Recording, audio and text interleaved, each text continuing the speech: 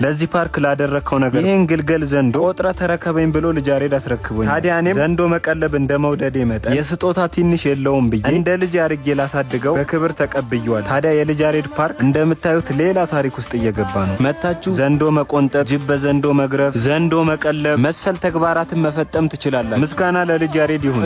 ቆይ አልጨረስኩም። ሁለት ጥያቄ አለኝ። አንደኛው ለምንድነው እንስሳት እኔን ሲያዩ ሽንታቸው የሚያመልጣቸው? ምናልባት ውስጤ ንጹህ ስለሆነ ይሁን። ሁለተኛው ደግሞ ጅብ ቆሻሻ ነገር እየተመገበ ዓለም ላይ ካሉ እንስሳቶች ሰገራው ግን ንጹህ የሆነው ጅብ ነው። ይሄ ለምን ሆነ? ኮሜንት ላይ መልሳችሁን አሳውቁኝ።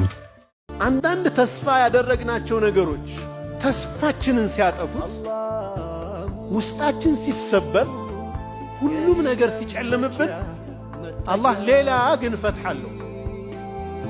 እንኳንም ያ ነገር አልሆነ ሊያስብል የሚችል ሌላ ነገር አላህ ይፈጥራል። የሱም መንገድ ይዘን እስከጠበቅን ድረስ አላህ ነስሩ ብዙ ነው። የከፋን ቢሆን ስቅ አለፈው፣ ተገግበን ያለፈው ላይመለስ ሄዷል እኮ እሱን ተረሳነው አዘን ይቀሰቅሳል። ያንተም የኔም የሱም እሷም ጊዜያችን ዛሬ እንጂ ነገ አይደለም። ነገ አልተወለደም።